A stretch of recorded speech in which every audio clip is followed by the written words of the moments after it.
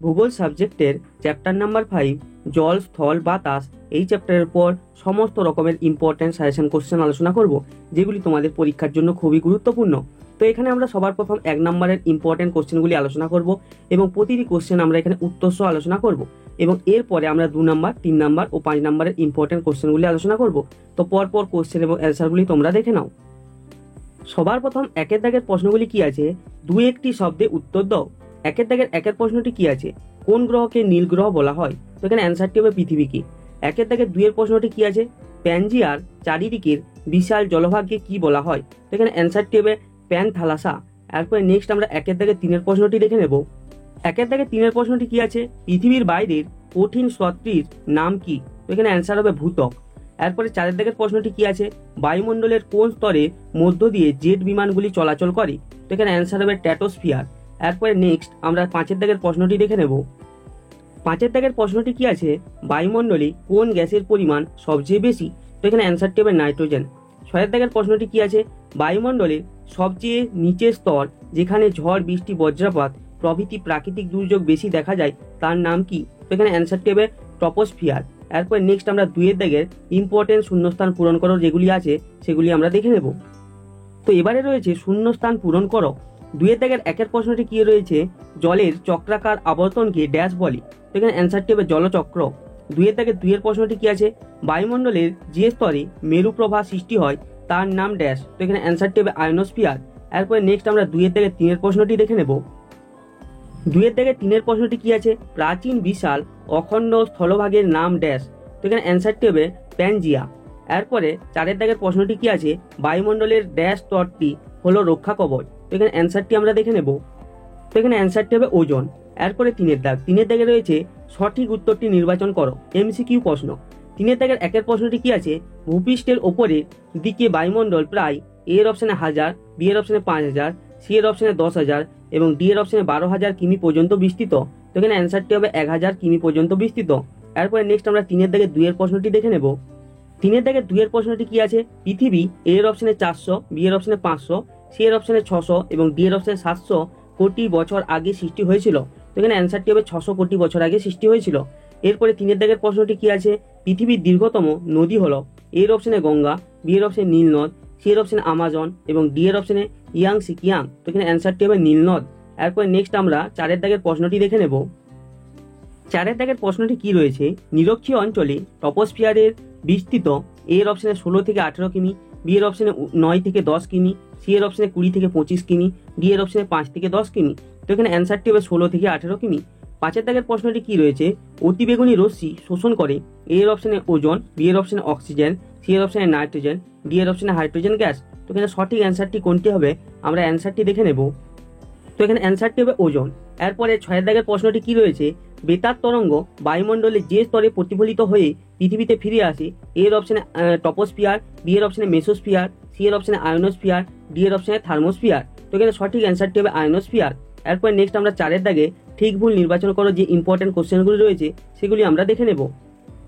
এরপরে রয়েছে চারের দাগ। চারের দাগে কি রয়েছে, ঠিক ভুল নির্বাচন করো। চারের দাগের একের প্রশ্নটি কি রয়েছে, টপোস্ফিয়ারের অবস্থান স্ট্র্যাটোস্ফিয়ারের ওপর? তো এখানে স্টেটমেন্টটি হবে ভুল। দুইয়ের দাগের কোশ্চেনটি কি রয়েছে, মারিয়ান খাত আটলান্টিক মহাসাগরে দেখা যায়? তো এখানে স্টেটমেন্টটি হবে ভুল। এরপর নেক্সট আমরা চারের দাগের তিনের প্রশ্নটি দেখে নেব। এরপর তিনের দাগের ইম্পর্টেন্ট প্রশ্নটি কি আছে, প্যানথালাসা কথার অর্থ সম্মিলিত মহাদেশ? তো এখানে স্টেটমেন্টটি হবে ভুল। এরপরে দেখো আমরা আলোচনা করেছি 2 নাম্বার 3 নাম্বার ও 5 নাম্বারের গুরুত্বপূর্ণ প্রশ্নগুলি। তো পরপর কোশ্চেন এবং অ্যান্সারগুলি দেখা যাক। সবার প্রথম রয়েছে একের দাগ। একের দাগে কি রয়েছে, নিচের প্রশ্নগুলির উত্তর দাও।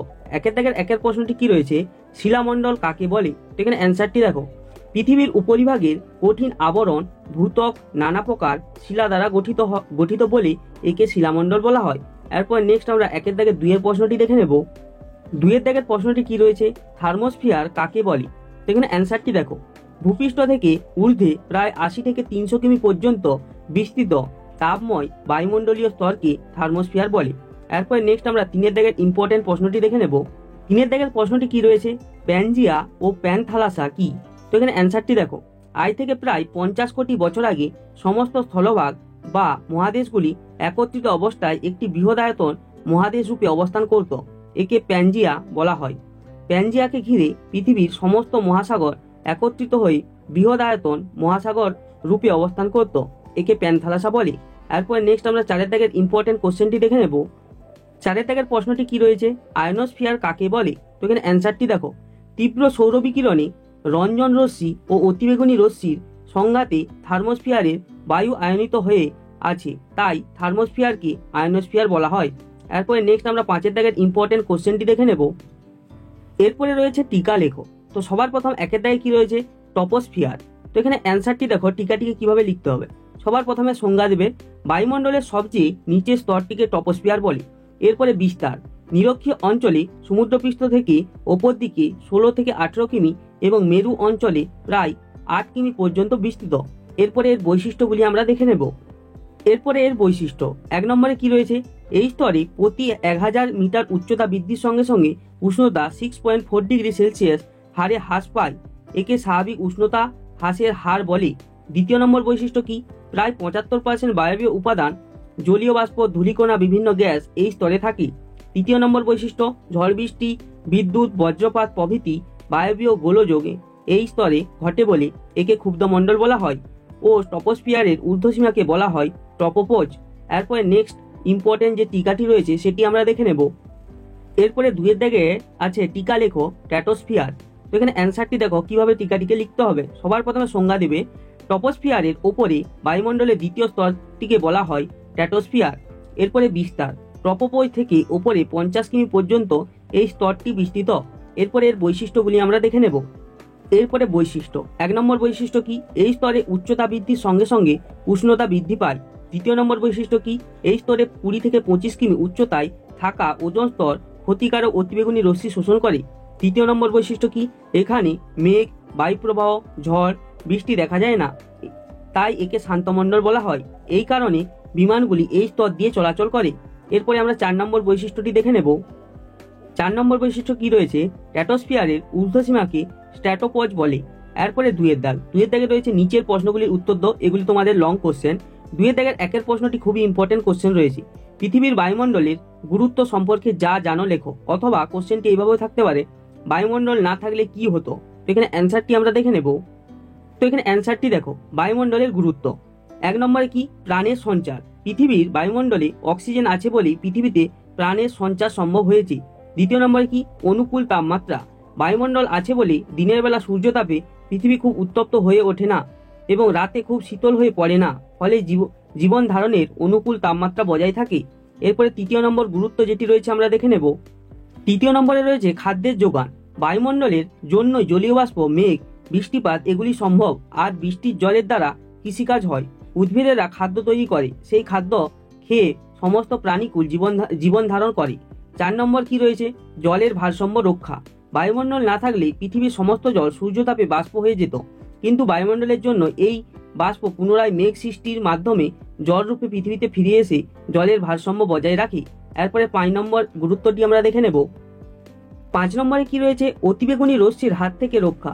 পৃথিবীর বায়ুমণ্ডলে যে ওজোন গ্যাসের স্তর আছে তা সূর্য থেকে আসা ক্ষতিকারক অতিবেগুনি রশ্মি শোষণ করে নেয়, ফলে আমরা চর্ম ক্যান্সার প্রভৃতি রোগের হাত থেকে রক্ষা পাই। এরপর 2 নম্বর প্রশ্নটি কি রয়েছে, মানুষের হস্তক্ষেপে পরিবেশ কিভাবে ক্ষতিগ্রস্ত হচ্ছে। তো এখানে অ্যান্সারটি দেখো। 1 নম্বরে কি, পরিবেশ দূষণ। জনসংখ্যা বৃদ্ধি, অরণ্য ধ্বংস করে কৃষিকাজ, শিল্প স্থাপন, বসতি নির্মাণ, প্রচুর পরিমাণে খনিজ তেল, কয়লা, কাঠ পোড়ানো, এসবের ফলে জল, মাটি, বাতাস প্রভৃতি পরিবেশের মূল উপাদানগুলি দূষিত হয়ে যাচ্ছে। এরপরে আমরা 2 নম্বর পয়েন্টটি দেখে নেব। 2 নম্বর পয়েন্টটি হলো বিশ্ব উষ্ণায়ন। শিল্প, কারখানা এবং যানবাহন থেকে নির্গত বিষাক্ত গ্যাসগুলি পৃথিবীর চারিদিকে এমন এক আবরণ তৈরি করে যাতে পৃথিবী থেকে বেরিয়ে যাওয়া তাপ আটকে পড়ে। দিনের পর দিন এই তাপ জমতে জমতে পৃথিবীর গড় তাপমাত্রা বেড়েই চলেছে, একে বিশ্ব উষ্ণায়ন বলে। এরপরে নেক্সট আমরা 3 নম্বর পয়েন্টটি দেখে নেব। এরপরে 3 নম্বর পয়েন্টটি রয়েছে ওজোন স্তর ক্ষয়। আমাদের প্রতিদিনকার ব্যবহারের জিনিসপত্র যেমন ফ্রিজ, এসি, বেশ কিছু রাসায়নিক দ্রব্য থেকে নির্গত ক্লোরোফ্লুরোকার্বন নামের বিষাক্ত গ্যাস বায়ুমণ্ডলের ওজোন স্তরে পৌঁছে আমাদের এই রক্ষা কবচকে নষ্ট করে দিচ্ছে। এর ফলে চর্ম ক্যান্সার বৃদ্ধি পাবে, চোখে ছানি পড়বে, জীবকুলের বংশবিস্তার ব্যাহত হবে। তো এরপরে নেক্সট আমরা 4 নম্বর পয়েন্টটি দেখে নেব। এরপর 4 নম্বর পয়েন্টটি কি রয়েছে, জীববৈচিত্র্য ধ্বংস।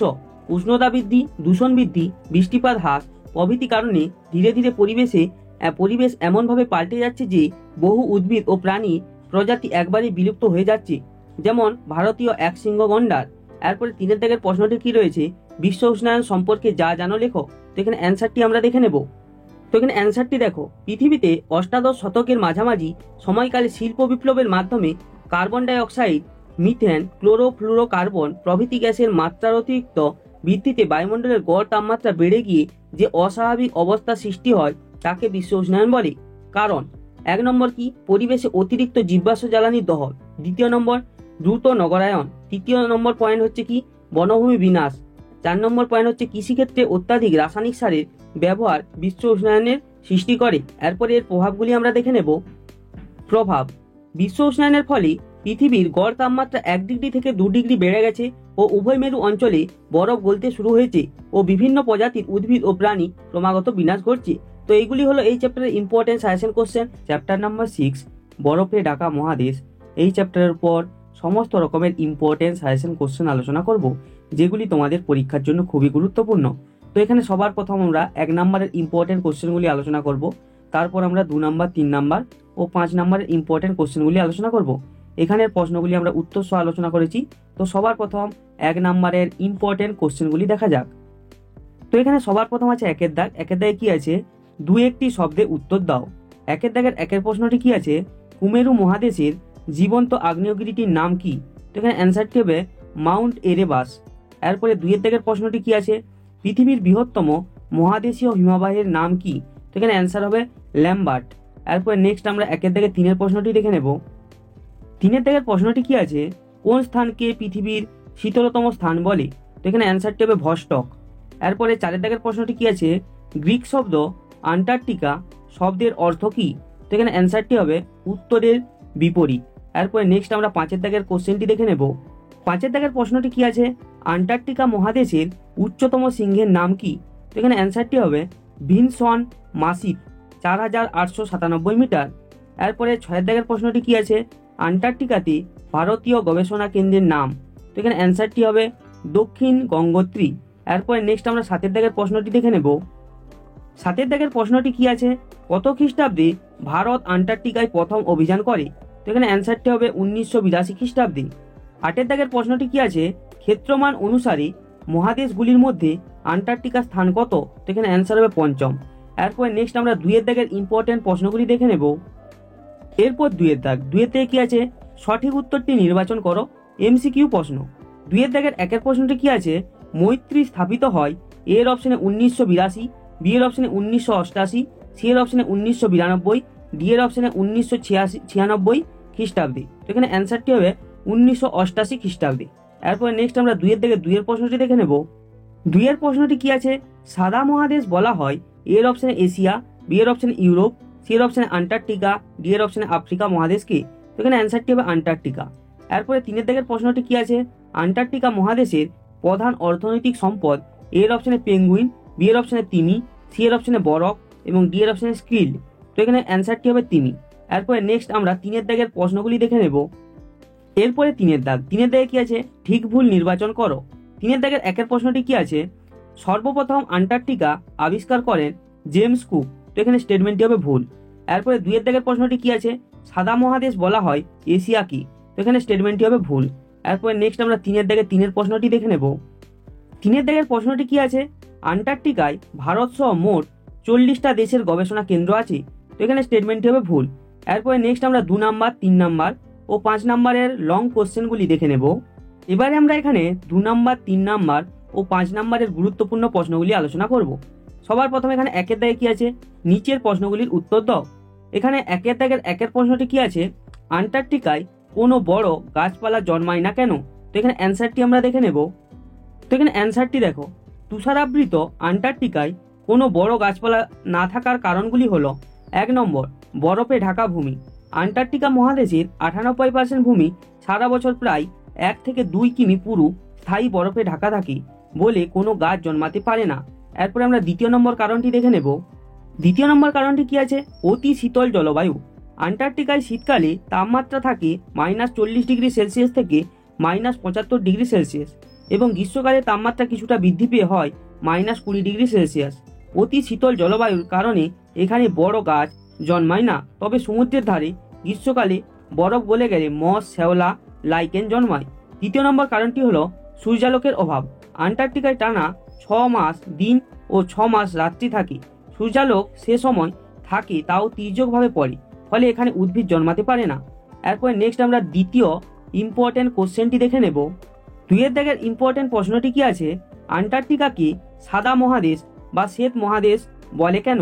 তো এখানে অ্যান্সারটি দেখো, পৃথিবীর শীতলতম মহাদেশ আন্টার্কটিকা সারা বছরই 1 থেকে 2 কিমি পুরু স্থায়ী বরফের চাদরে ঢাকা থাকে। এখানকার মোট বরফের পরিমাণ প্রায় 3 কোটি ঘন কিমি। সাদা বরফে ঢাকা থাকায় পৃথিবীর মানচিত্রে আন্টার্কটিকা সাদা রঙে দেখানো হয়, তাই আন্টার্কটিকাকে সাদা মহাদেশ বা শ্বেত মহাদেশ বলে। 3 দাগের ইম্পর্টেন্ট প্রশ্নটি কি আছে, আন্টার্কটিকার পুরু বরফের স্তর গলে গেলে এর ফলে সারা পৃথিবী জুড়ে কি কি সংকট দেখা দিতে পারে? তো এটি খুবই ইম্পর্টেন্ট প্রশ্ন। তো এখানে অ্যান্সারটি আমরা দেখে নেব। তো এখানে অ্যান্সারটি দেখো, আন্টার্কটিকার পুরু বরফের স্তর গলে গেলে সমুদ্রের জলস্তর অনেকটা বেড়ে যাবে। এর ফলে সারা পৃথিবী জুড়ে নানা সংকট দেখা দিতে পারে, যথা 1 নম্বরে কি, উপকূলের নিমজ্জন। পৃথিবীর বিভিন্ন দেশের উপকূলের একটা বিরাট অংশ তলিয়ে যাবে সমুদ্রগর্ভে। 2 নম্বর কি, শহরের বিলুপ্তি। Tokyo, London, Mumbai, Chennai, Beijing প্রভৃতি সুন্দর সুন্দর শহরগুলি নিশ্চিহ্ন হয়ে যাবে। 3 নম্বর প্রভাবটি আমরা দেখে নেব। 3 নম্বর পয়েন্ট হলো ম্যানগ্রোভ ধ্বংস। উপকূলের মূল্যবান ম্যানগ্রোভ উদ্ভিদ হারিয়ে যাবে আমাদের সুন্দরবন, রয়্যাল বেঙ্গল টাইগার।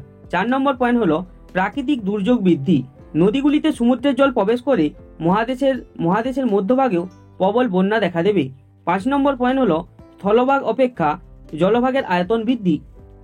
পৃথিবী জুড়ে মহাদেশগুলির আয়তন কমে যাবে এবং মহাসাগরের আয়তন বেড়ে যাবে। এরপর নেক্সট ইম্পর্টেন্ট প্রশ্নটি আমরা দেখে নেব। 4 দাগের ইম্পর্টেন্ট প্রশ্নটি কি আছে, আন্টার্কটিকা মহাদেশের ভবিষ্যৎ সম্ভাবনা ও ভবিষ্যৎ সংখ্যা সম্পর্কে আলোচনা করো। তো এখানে দেখো অ্যান্সারটি দেখো, সবার প্রথমে এখানে দেখো ভবিষ্যৎ সম্ভাবনা। আন্টার্কটিকা মহাদেশের ভূপ্রকৃতি দুর্গম, জলবায়ু চরমভাবাপন্ন, ভূপৃষ্ঠে সারা বছর তুষারাবৃত থাকলেও এই মহাদেশের গুরুত্ব অনেকখানি। সেগুলি হলো 1 নম্বরে কি, বিস্তৃত গবেষণাগার। এই মহাদেশের প্রাকৃতিক সম্পদ বৈজ্ঞানিকদের গবেষণার বিষয়বস্তু। এরপরে 2 নম্বর আমরা পয়েন্টটি দেখে নেব। 2 নম্বর পয়েন্টটি কি আছে, খনিজ ভাণ্ডার। এখানকার queen Alexandra, queen mod range, Horlicks range অঞ্চলে যে বিপুল মূল্যবান খনিজ ভাণ্ডারের সোনা, রূপো, তামা, খনিজ তেল, কয়লা, সীসা, দস্তা, নিকেল, প্রাকৃতিক গ্যাস প্রভৃতির সন্ধান পাওয়া গেছে, তা সংগ্রহ করতে পারলে সমগ্র বিশ্বে মহাদেশটির গুরুত্বপূর্ণ অবদান রাখবে। 3 নম্বর পয়েন্ট কি আছে, প্রোটিন সমৃদ্ধ krill। সামুদ্রিক krill প্রোটিনের চাহিদা পূরণ করে। এরপরে আমরা ভবিষ্যৎ সংখ্যা নিয়ে আলোচনা করব। এর পরের পয়েন্ট ভবিষ্যৎ সংখ্যা। এই মহাদেশের ভবিষ্যৎ আসলে সারা পৃথিবীর ভবিষ্যৎ, কিন্তু যে আশঙ্কাগুলো করা হয়, 1 নম্বরে কি, বিশ্ব উষ্ণায়ন, ওজোন স্তর ধ্বংস, বায়ু দূষণ ইত্যাদি কারণে আন্টার্কটিকার বিশুদ্ধ প্রাকৃতিক পরিবেশ, মেঘমুক্ত স্বচ্ছ আকাশ, নির্মল বাতাস সবকিছু এখন চরম সংকটে। 2 নম্বর পয়েন্ট হলো ক্ষেত্রমান হ্রাস। প্রতিদিন একটু একটু করে গলে যাচ্ছে বরফ, কমে যাচ্ছে মহাদেশের আয়তন। এরপর নেক্সট ইম্পর্টেন্ট কোশ্চেনটি আমরা দেখে নেব। 5 দাগের ইম্পর্টেন্ট কোশ্চেনটি কি আছে, আন্টার্কটিকা মহাদেশের জলবায়ুর বর্ণনা দাও। তো এখানে অ্যান্সারটি দেখো, এখানকার জলবায়ুর প্রধান বৈশিষ্ট্য হলো 1 নম্বরে উষ্ণতা। সারা বছরই হিমশীতল আবহাওয়া বিরাজ করে, তবে ডিসেম্বর থেকে ফেব্রুয়ারি এই 2-3 মাস মহাদেশের উষ্ণতা -40 ডিগ্রি সেলসিয়াসে পৌঁছায়। এই সময় এখানে গ্রীষ্মকাল রূপে পরিচিত। বছরের বাকি সময় অর্থাৎ শীতকালে উষ্ণতা -40 ডিগ্রি থেকে -75 ডিগ্রি সেলসিয়াসে নেমে যায়। এরপর আমরা 2 নম্বর পয়েন্টটি দেখে নেব। 2 নম্বর পয়েন্টটি হলো ঋতু বৈচিত্র্যহীন। সেপ্টেম্বর থেকে ফেব্রুয়ারি এই 6 মাস এখানে আকাশে 24 ঘন্টা সূর্য থাকলেও সূর্যের আলো খুবই তির্যকভাবে পড়ে এবং অধিকাংশই বরফে প্রতিফলিত হয়ে ফিরে যায়, ফলে উষ্ণতা খুব বেশি বাড়তে পারে না। তাই সারা বছরই এই মহাদেশে একটাই ঋতু শীতকাল বিরাজ করে। 3 নম্বর পয়েন্টটি আমরা দেখে নেব। 3 নম্বর পয়েন্টটি কি আছে, শুষ্ক বাতাস ও তুষার ঝড়। এখানে সারা বছরই কনকনে ঠান্ডা বাতাস প্রবাহিত হয়। এই বাতাসে জলীয় বাষ্প অনুপস্থিত, তাই অত্যন্ত শুষ্ক। শীতকালে এখানে প্রবল তুষার ঝড় বা ব্লিজার্ড 150 কিমি/ঘন্টা প্রবাহিত হয়। এরপরে নেক্সট আমরা 6 দাগের ইম্পর্টেন্ট কোশ্চেনটি দেখে নেব। 6 দাগের প্রশ্নটি কি আছে, টিকা লেখো মেরুজ্যোতি। তো এখানে অ্যান্সারটি দেখো, উত্তর ও দক্ষিণ মেরুতে একটানা 6 মাস রাত থাকার সময় মাঝে মাঝে আকাশ জুড়ে সবুজ, নীল, লাল, রামধনু রঙের মতো আলোর জ্যোতি দেখা যায়। একে মেরুজ্যোতি বা অরোরা বলে। উত্তর মেরু বা সুমেরুতে এর নাম সুমেরু জ্যোতি এবং দক্ষিণ মেরু বা কুমেরু অর্থাৎ আন্টার্কটিকা মহাদেশে নাম আরোরা কুমেরু জ্যোতি। এরপরে 7 দাগের প্রশ্নটি কি আছে, আন্টার্কটিকা মহাদেশের ভূখণ্ডে কোন কোন খনিজের ভান্ডার রয়েছে। তো এখানে অ্যান্সারটি আমরা দেখে নেব। তো এখানে অ্যান্সারটি দেখো, এই মহাদেশের কুইন আলেকজান্ড্রা রেঞ্জ ও হরলিক পর্বতশ্রেণী অঞ্চলে সোনা, রূপো, তামা, লৌহ আকরিক, কয়লা, তাম্র আকরিক, খনিজ তেল, প্রাকৃতিক গ্যাস, নিকেল, সীসা, দস্তা, প্লাটিনাম, টিন, মলিবডিনাম, ক্রোমিয়াম প্রভৃতি খনিজ সম্পদের সন্ধান পাওয়া গেছে। তো এইগুলি হলো এই চ্যাপ্টারের ইম্পর্টেন্ট সাজেশন কোশ্চেন। অধ্যায় নাম্বার 7 আবহাওয়া ও জলবায়ু, এই চ্যাপ্টারের উপর সমস্ত রকমের ইম্পর্টেন্ট সাজেশন কোশ্চেন আলোচনা করব, যেগুলি তোমাদের পরীক্ষার জন্য খুবই গুরুত্বপূর্ণ। তো এখানে আমরা আজকে পার্ট 1-এ সমস্ত রকমের 1 নাম্বারের শর্ট কোশ্চেনগুলি আলোচনা করব এবং পার্ট 2-তে আমরা সমস্ত রকমের লং কোশ্চেনগুলি আলোচনা করব। তো পরপর এখানের কোশ্চেন এবং অ্যান্সারগুলি তোমরা দেখে নাও। সবার প্রথম 1 দাগে আছে শূন্যস্থান পূরণ করো। এই চ্যাপ্টারের উপর যে সমস্ত ইম্পর্টেন্ট কোশ্চেনগুলি তোমাদের এক্সামে আসে সেই শূন্যস্থান পূরণ করোগুলি তোমাদের এখানে উত্তর সহ দেওয়া আছে। 1 দাগের 1 প্রশ্নটি কি আছে, বৃষ্টিপাত মাপার যন্ত্রের নাম ড্যাশ। তো এখানে অ্যান্সারটি হবে রেন গজ। তো এখানে অ্যান্সারটি রেন গেজ হয়ে গেছে, এখানে অ্যান্সারটি হবে রেন গজ। এরপরে 1 দাগের 2 প্রশ্নটি কি আছে, 30 থেকে 40 বছরের গড় আবহাওয়াকে বলে ড্যাশ। তো এখানে অ্যান্সার হবে জলবায়ু। এরপরে নেক্সট আমরা 1 দাগের 3 প্রশ্নটি দেখে নেব। 3 দাগের প্রশ্নটি কি আছে, বায়ুমণ্ডলের যে অবস্থা খুব দ্রুত বদলে যায় তাকে বলে ড্যাশ। তো এখানে অ্যান্সার হবে আবহাওয়া। 4 দাগের প্রশ্নটি কি আছে, আকাশে মেঘের পরিমাণের পরিমাপ হলো ড্যাশ। তো এখানে অ্যান্সার হবে মেঘাচ্ছন্নতা। এরপরে 1 দাগের 5 প্রশ্নটি আমরা দেখে নেব। 5 দাগের প্রশ্নটি কি আছে, তাপমাত্রার ভিত্তিতে পৃথিবীকে 3টি ভাগ করা হয়েছে। তো এখানে অ্যান্সারটি হবে তাপমণ্ডলে ভাগ করা হয়েছে। 6 দাগের প্রশ্নটি কি আছে, সূর্যরশ্মির যে অংশ পৃথিবীর বায়ুমণ্ডলকে উত্তপ্ত না করে সরাসরি মহাশূন্যে ফিরে যায় তাকে বলে ড্যাশ। তো এখানে অ্যান্সারটি হবে অ্যালবেডো। এরপরে নেক্সট আমরা শর্ট কোশ্চেনগুলি দেখে নেব। এরপরে আছে 2 দাগ। 2 দাগে কি আছে, 2-1টি শব্দে উত্তর দাও। 2 দাগের 1 প্রশ্নটি কি আছে, বায়ুর উষ্ণতা মাপা হয় কোন যন্ত্রের সাহায্যে। তো এখানে অ্যান্সারটি হবে থার্মোমিটার। এরপরে 2 দাগের 2 প্রশ্নটি কি আছে, বায়ুর গতিমাপক যন্ত্রের নাম কি। তো এখানে অ্যান্সারটি হবে অ্যানিমোমিটার। এরপরে নেক্সট আমরা 2 দাগের 3 প্রশ্নটি দেখে নেব। 2 দাগের 3 প্রশ্নটি কি আছে, পশ্চিমবঙ্গের আবহাওয়া অফিসের সদর দপ্তর কোথায় অবস্থিত। তো এখানে অ্যান্সারটি হবে কলকাতার আলিপুরে। এরপরে এখানে 4 দাগের প্রশ্নটি কি আছে, এপ্রিল মে মাসে আমাদের রাজ্যে কোন ঋতু দেখা যায়। তো এখানে অ্যান্সারটি আমরা দেখে নেব। তো এখানে অ্যান্সারটি হবে গ্রীষ্ম ঋতু। 5 দাগের প্রশ্নটি কি আছে, বায়ুর চাপ মাপা হয় কোন যন্ত্রের সাহায্যে। তো এখানে অ্যান্সারটি হবে 14 ব্যারোমিটার। 6 দাগের প্রশ্নটি কি আছে, বায়ুর আর্দ্রতা মাপক যন্ত্রের নাম কি। তো এখানে অ্যান্সারটি হবে হাইগ্রোমিটার। এরপরে নেক্সট আমরা 7 দাগের প্রশ্নটি দেখে নেব। 7 দাগের প্রশ্নটি কি আছে, প্রতি 1000 মিটার উচ্চতা বৃদ্ধিতে কত ডিগ্রি সেলসিয়াস উষ্ণতা হ্রাস পায়। তো এখানে অ্যান্সারটি হবে 6.4 ডিগ্রি সেলসিয়াস। এরপরে 3 দাগ। 3 দাগে কি আছে, সঠিক উত্তরটি নির্বাচন করো। এমসিকিউ কোশ্চেন, অর্থাৎ এই চ্যাপ্টারের উপর যে সমস্ত ইম্পর্টেন্ট এমসিকিউ কোশ্চেনগুলি তোমাদের এক্সামে আসে সেগুলো আমরা এখানে আলোচনা করেছি। তো পরপর কোশ্চেন এবং অ্যান্সারগুলি তোমরা দেখে নাও। 3 দাগের 1 প্রশ্নটি কি আছে, যত ওপরে ওঠা যায় ততই বায়ুর চাপ এর অপশনে বাড়তে, বি এর অপশনে কমতে, সি এর অপশনে দ্বিগুণ, ডি এর অপশনে একই রকম থাকে। এখানে অ্যান্সারটি হবে কমতে থাকে।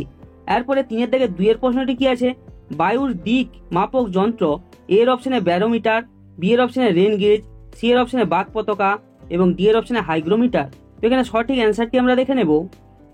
তো এখানে সঠিক অ্যান্সারটি হবে বাক পতাকা। এরপরে 3 দাগের প্রশ্নটি কি আছে, বায়ুর এ এর অপশনে ওজন, বি এর অপশনে উষ্ণতা, সি এর অপশনে আর্দ্রতা, ডি এর অপশনে প্রবাহকে বায়ুর চাপ বলে। তো এখানে অ্যান্সারটি হবে ওজন।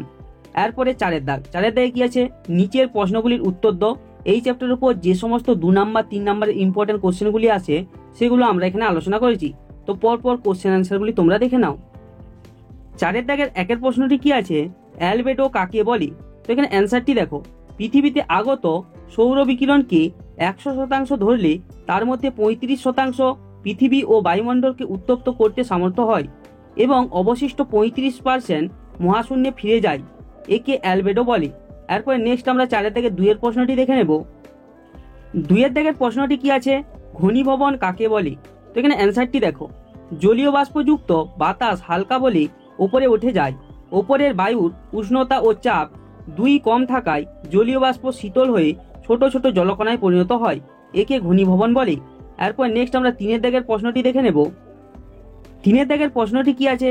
বায়ুর আর্দ্রতা কাকে বলে? তো এখানে অ্যান্সারটি আমরা দেখে নেব। তো এখানে অ্যান্সারটি দেখো, নির্দিষ্ট উষ্ণতায় নির্দিষ্ট পরিমাণ বায়ুতে যে পরিমাণ জলীয় বাষ্প থাকে তাকে ওই বায়ুর আর্দ্রতা বলে। 4 দাগের প্রশ্নটি কি আছে? বিকিরণ পদ্ধতি বলতে কি বোঝো? তো এখানে অ্যান্সারটি দেখো, সূর্যতাপে ভূপৃষ্ঠ উত্তপ্ত হওয়ার পর ভূপৃষ্ঠ থেকে এই তাপ ধীরে ধীরে বায়ুমণ্ডলে ছড়িয়ে পড়ে।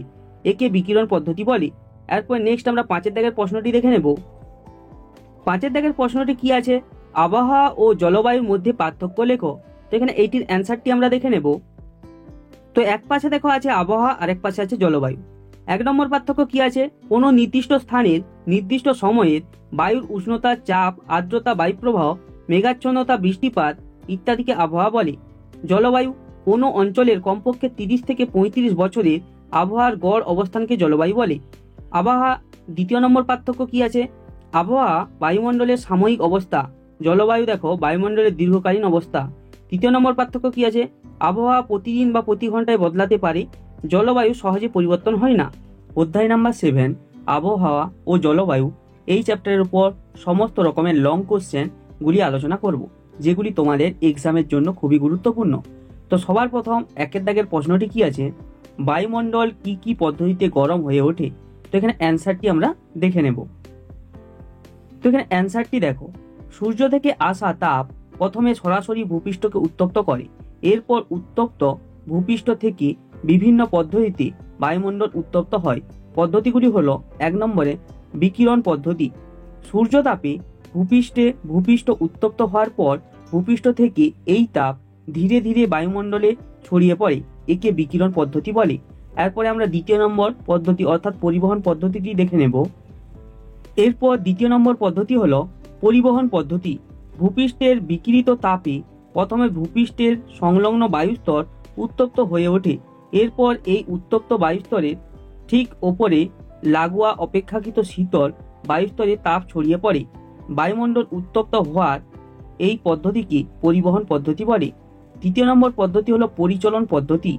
উত্তপ্ত ভূপৃষ্ঠের তাপে ভূপৃষ্ঠের সংলগ্ন বায়ু প্রথমে উত্তপ্ত হয়। এই উষ্ণ বায়ু হালকা হয়ে ওপরে ওঠে আর ওপরে শীতল বায়ু ধীরে ধীরে নিচে নামে। আবার এই শীতল বায়ু পুনরায় গরম হয়ে ওপর দিকে উঠে যায়। এইভাবে বায়ুমণ্ডল উত্তপ্ত হওয়ার পদ্ধতিকে পরিচলন পদ্ধতি বলে।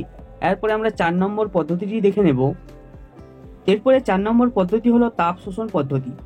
বায়ুমণ্ডলের বিভিন্ন গ্যাস, জলীয় বাষ্প, ধূলিকণা প্রভৃতি সরাসরি সূর্যরশ্মি শোষণ করে বায়ুমণ্ডলকে সামান্য উত্তপ্ত করে। একে তাপ শোষণ পদ্ধতি বলে।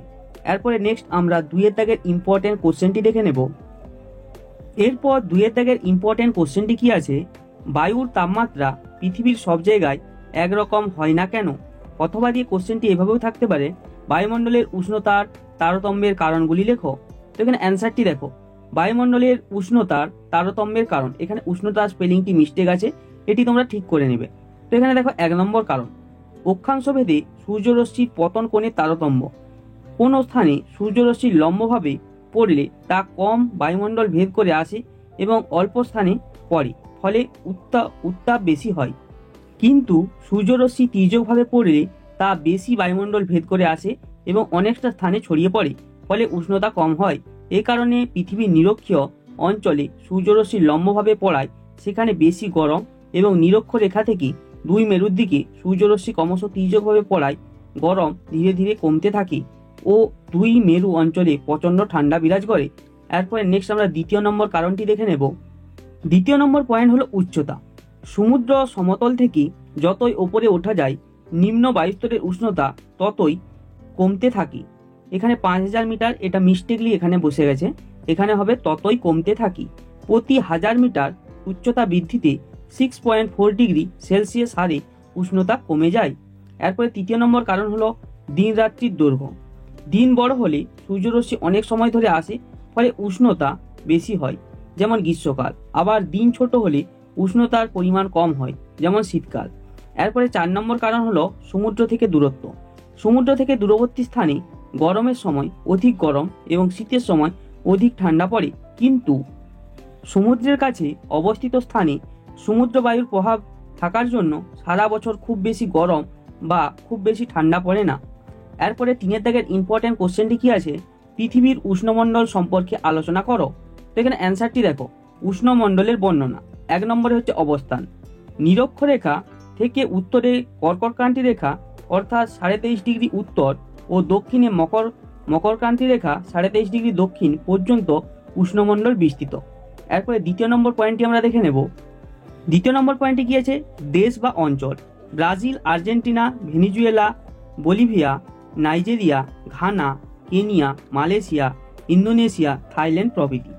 এরপরে তৃতীয় নম্বর পয়েন্ট কি আছে, জলবায়ুর বৈশিষ্ট্য। 1 নম্বরে কি, সূর্যরশ্মি সারা বছর লম্বভাবে পড়ে বলে ভূপৃষ্ঠ সবচেয়ে বেশি উত্তপ্ত হয়।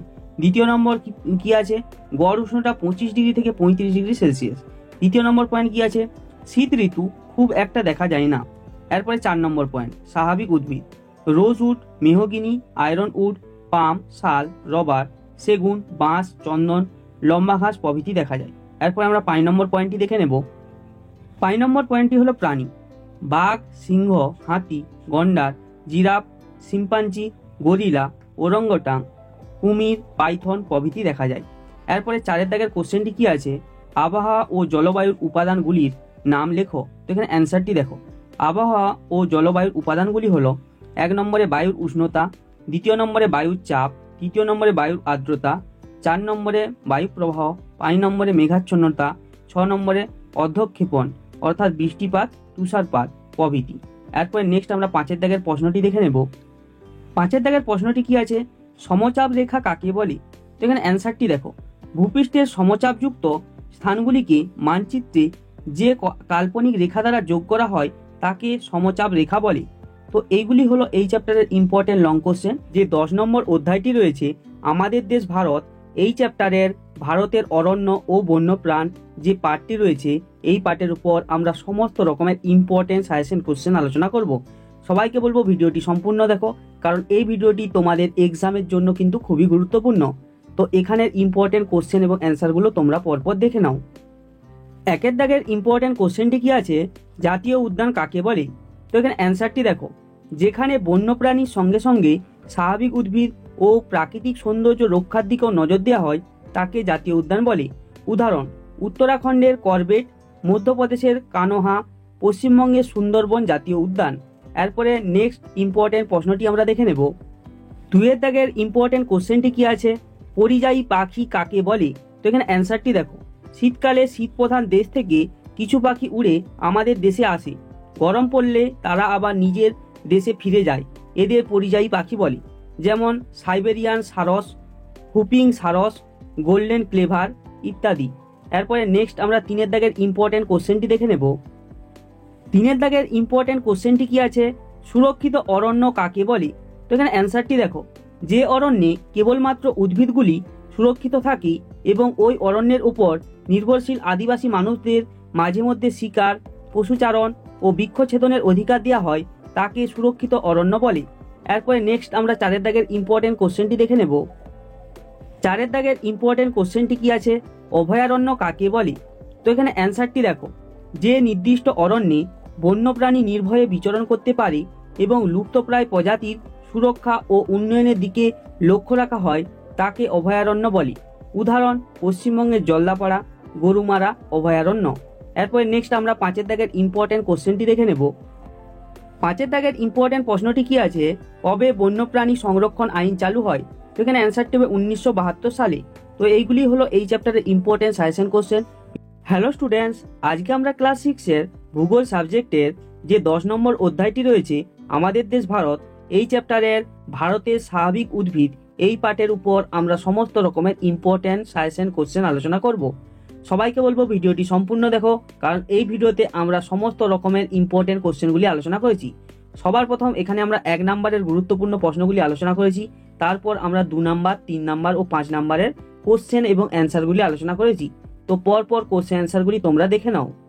সবার প্রথমে আছে 1-এর দাগ। 1-এর দাগে কি আছে, 2-একটি শব্দে উত্তর দাও।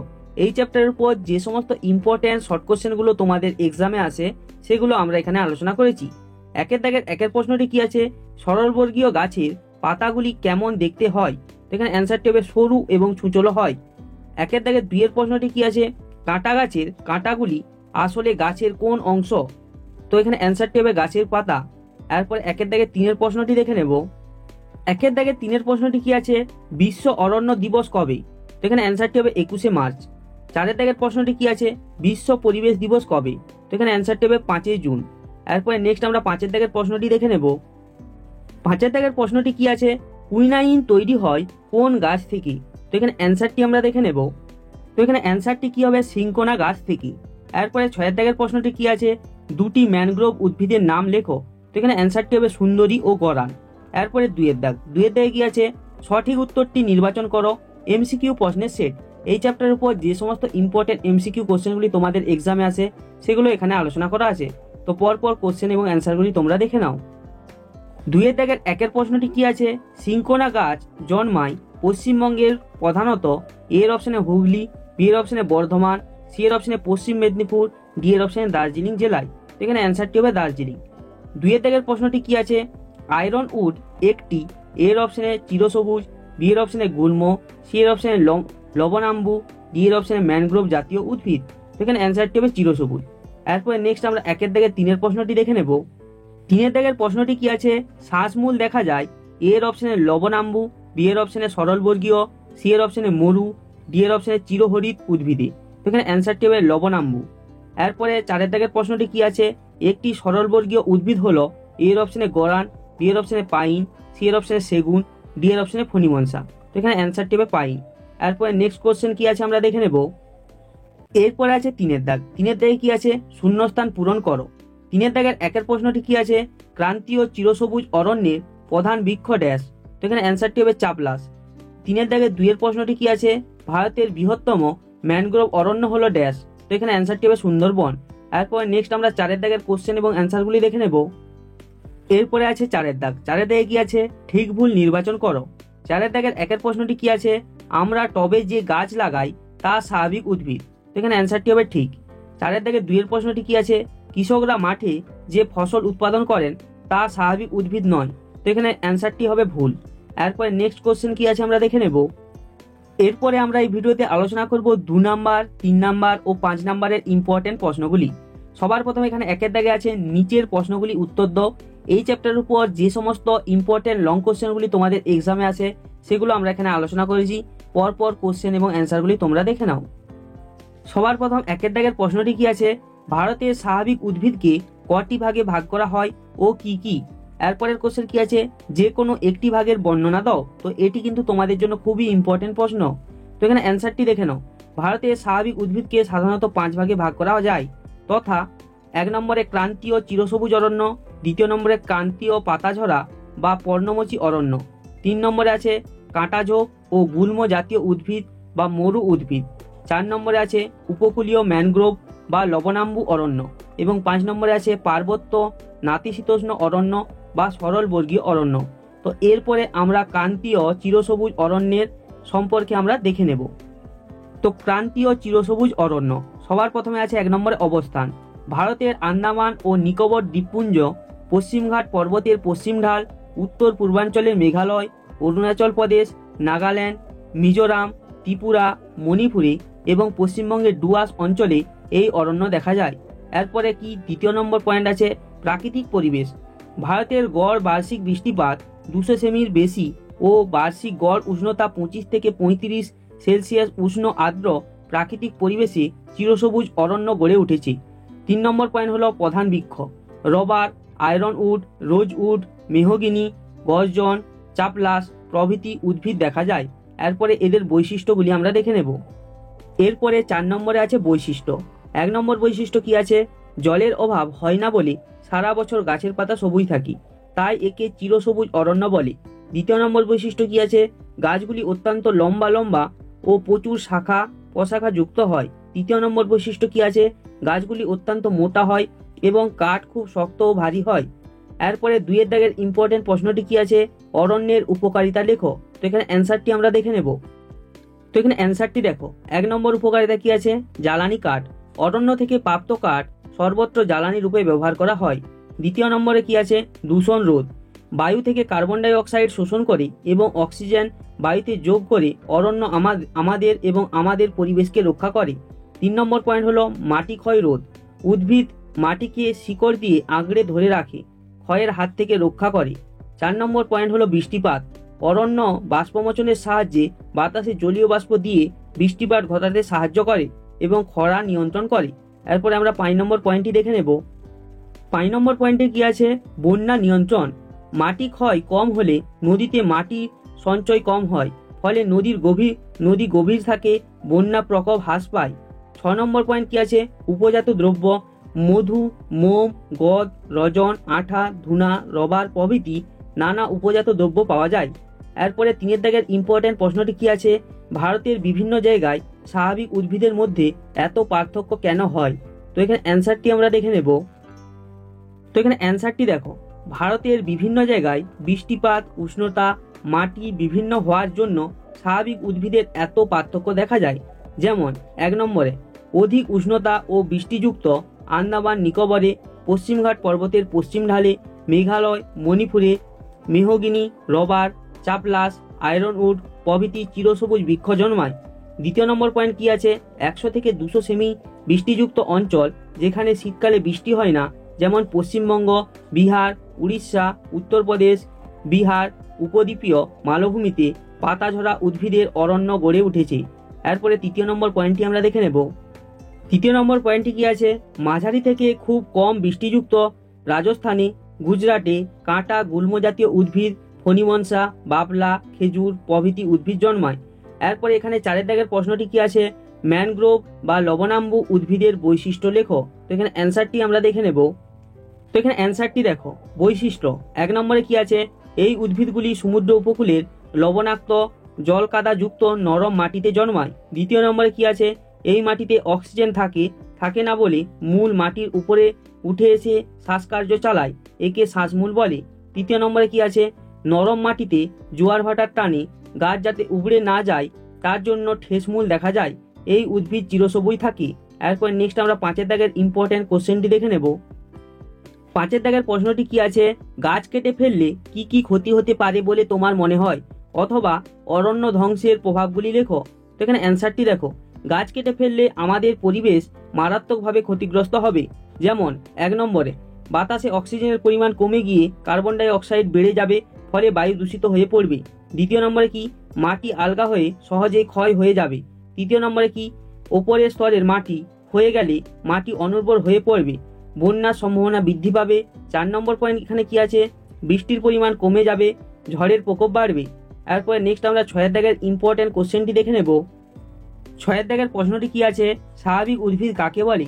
তো এখানে অ্যান্সারটি দেখো, মানুষের চেষ্টা ছাড়া শুধুমাত্র প্রকৃতির উপর নির্ভর করে স্বাভাবিকভাবে জন্মানো ও বৃদ্ধি পাওয়া গাছগুলোকে স্বাভাবিক উদ্ভিদ বলে। এরপরে নেক্সট কোশ্চেন কি আছে আমরা দেখে নেব। 7 দাগের প্রশ্নটি কি আছে, সরলবর্গীয় অরণ্যের গাছের পাতাগুলি ছুচলো হয় কেন। তো এখানে অ্যান্সারটি দেখো, পার্বত্য অঞ্চলে সরলবর্গীয় বৃক্ষের অরণ্য দেখা যায়। পার্বত্য অঞ্চলে তুষারপাত সেখানকার স্বাভাবিক বৈশিষ্ট্য, এই তুষারপাতের হাত থেকে বাঁচতে অর্থাৎ বরফ যাতে পাতায় জমতে না পারে তার জন্য পাতাগুলি ছুচলো হয়। তো এইগুলি হলো এই চ্যাপ্টারের important suggestion question. Hello students, আজকে আমরা ক্লাস 6-এর ভূগোল সাবজেক্টের যে 10 নম্বর অধ্যায়টি রয়েছে আমাদের দেশ ভারত, এই চ্যাপ্টারের ভারতের মাটি যে পার্টটি রয়েছে এই পার্টের উপর আমরা সমস্ত রকমের ইম্পর্টেন্ট সাজেশন কোশ্চেন আলোচনা করব। সবার প্রথম এখানে আমরা 1 নম্বরের ইম্পর্টেন্ট প্রশ্নগুলি আলোচনা করব, তারপর আমরা 2 নম্বর, 3 নম্বর ও 5 নম্বরের ইম্পর্টেন্ট কোশ্চেনগুলি আলোচনা করব। প্রতিটি কোশ্চেন এখানে উত্তর সহ আলোচনা করা আছে।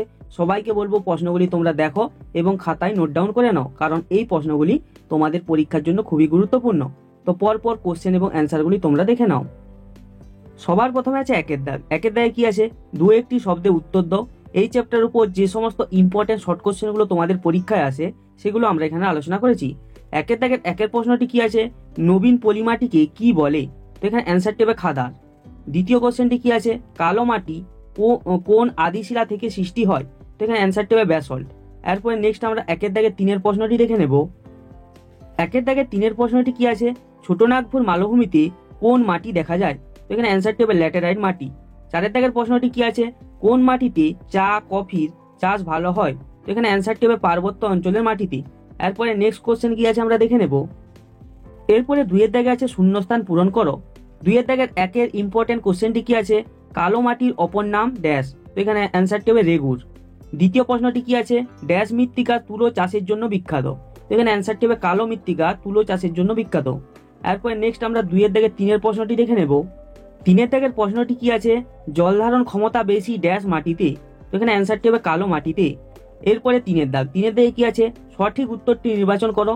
এমসিকিউ কোশ্চেনের সেট। এই চ্যাপ্টারের উপর যে সমস্ত ইম্পর্টেন্ট এমসিকিউ কোশ্চেনগুলি তোমাদের এক্সামে আসে সেগুলো আমরা এখানে আলোচনা করেছি। তো তিনের দাগের একের প্রশ্নটি আমরা দেখে নেব। একের প্রশ্নটি কি আছে, তুলো চাষ সবচেয়ে ভালো হয় এর অপশনে কালো মাটিতে, বি এর অপশনে লাল মাটিতে, সি এর অপশনে ল্যাটেরাইট, ডি এর অপশনে পার্বত্য মাটিতে?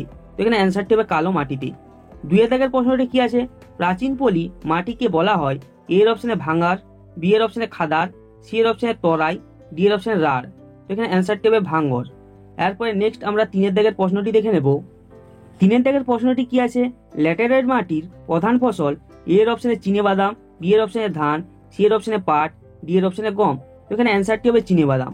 চারের দাগের প্রশ্নটি কি আছে, ভারতের সর্বাধিক অঞ্চল জুড়ে অবস্থান করেছে? এ এর অপশনে পলি, বি এর অপশনে কালো, সি এর অপশনে ল্যাটেরাইট, ডি এর অপশনে লাল মাটি? এখানে অ্যান্সারটি হবে পলি মাটি। এরপরে নেক্সট ইম্পর্টেন্ট কি কোশ্চেন আছে আমরা দেখে নেব। এরপর আমরা এখানে আলোচনা করব 2 নাম্বার, 3 নাম্বার ও 5 নাম্বারের গুরুত্বপূর্ণ প্রশ্নগুলি। তো পরপর কোশ্চেন এবং অ্যান্সারগুলি তোমরা দেখে নাও। একের দাগে কি আছে, নিচের প্রশ্নগুলির উত্তর দাও। এই চ্যাপ্টারের উপর যে সমস্ত ইম্পর্টেন্ট লং কোশ্চেনগুলি তোমাদের এক্সামে আসে সেগুলো আমরা এখানে আলোচনা করেছি। একের দাগের একের প্রশ্নটি কি আছে, খাদার ও ভাঙর কি? তো এখানে অ্যান্সারটি দেখো, খাদার নদী তীরবর্তী অঞ্চলের নবীন পলিমাটিকে খাদার বলে। ভাঙর নদী অববাহিকার উঁচু অংশের প্রাচীন পলিমাটিকে ভাঙর বলা হয়। এরপরে নেক্সট আমরা একের দাগে দুইয়ের প্রশ্নটি দেখে নেব। এরপর দুইয়ের দাগে কি আছে, টিকা লেখো ল্যাটেরাইট মাটি। এটি তোমাদের জন্য কিন্তু খুবই ইম্পর্টেন্ট কোশ্চেন।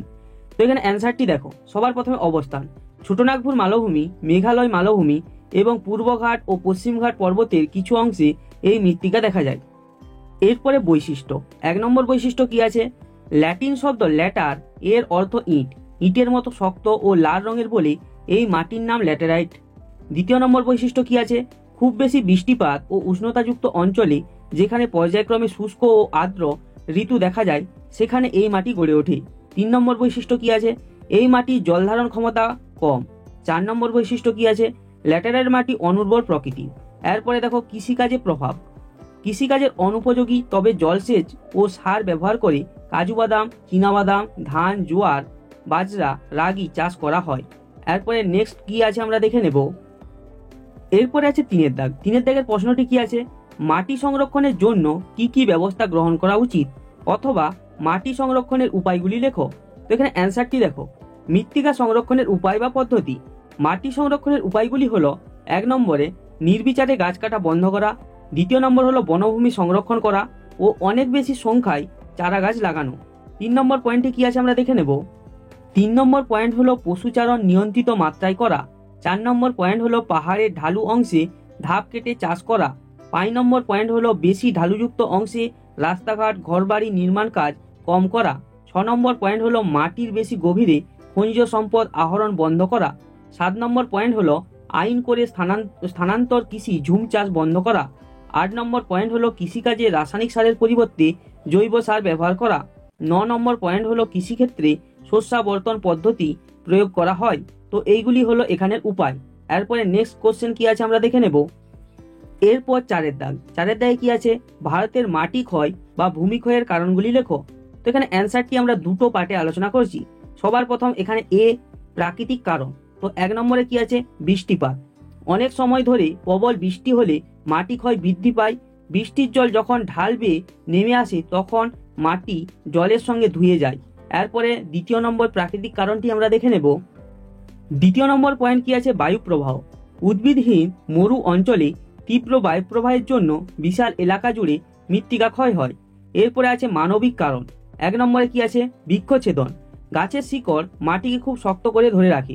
নির্বিচারে গাছ কাটার ফলে মাটি এই বাঁধন আলগা হয়ে গিয়ে মাটির ক্ষয়ের পরিমাণ বৃদ্ধি পায়। দ্বিতীয় নম্বরে আছে পশুচারণ। বেশি পরিমাণে পশুচারণ করলে মাটির ওপর ঘাস নষ্ট হয়। পশুদের পায়ের চাপে মাটি আলগা হয়, ফলে মাটি সহজেই ক্ষয়ের শিকার হয়। তো এইগুলি হলো এই চ্যাপ্টারের ইম্পর্টেন্ট কোশ্চেন। হ্যালো স্টুডেন্টস, আজকে আমরা ক্লাস 6-এর ভূগোল সাবজেক্টের যে 10 নম্বর অধ্যায়টি রয়েছে আমাদের দেশ ভারত, এই চ্যাপ্টারের ভারতের জলবায়ু যে পার্টটি রয়েছে এই পার্টের উপর আমরা সমস্ত রকমের ইম্পর্টেন্ট সাজেশন কোশ্চেন আলোচনা করব। সবার প্রথমে এখানে আমরা 1 নম্বরের ইম্পর্টেন্ট কোশ্চেনগুলি আলোচনা করব।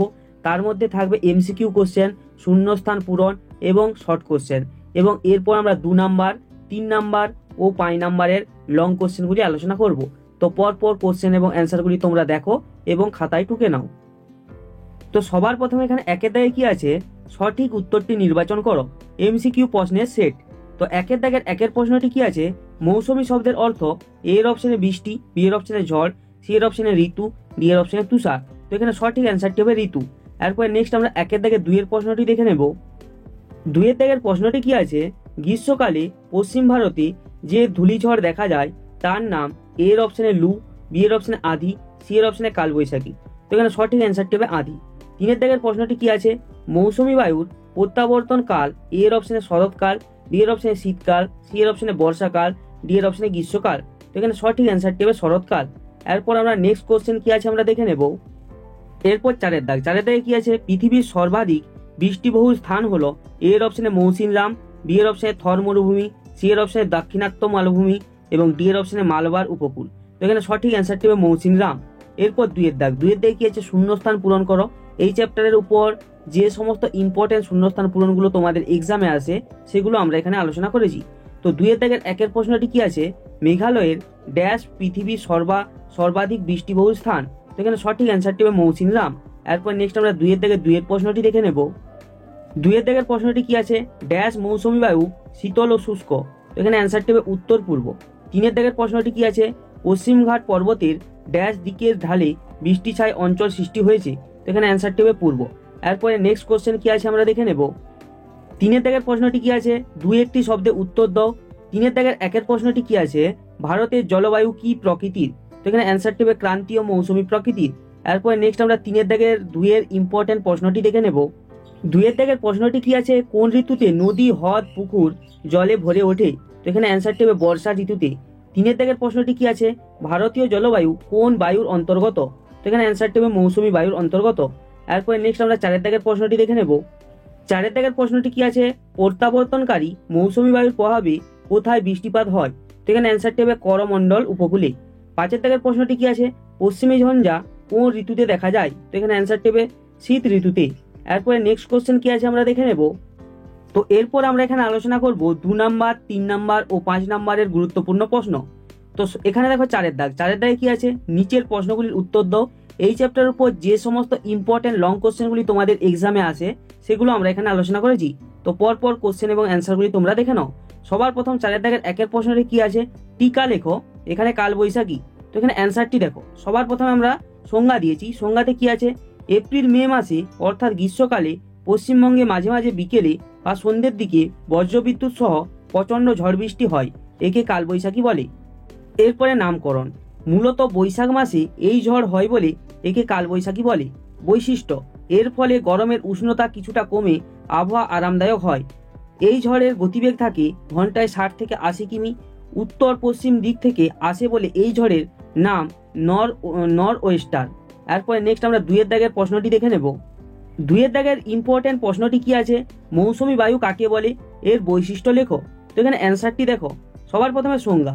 আরবি শব্দ মৌসিম বা মালয়ী শব্দ মনসিন থেকে মৌসুমী শব্দের উৎপত্তি, যার অর্থ ঋতু। সুতরাং ঋতু অনুসারে যে বায়ু প্রবাহিত হয় তাকেই বলে মৌসুমী বায়ু।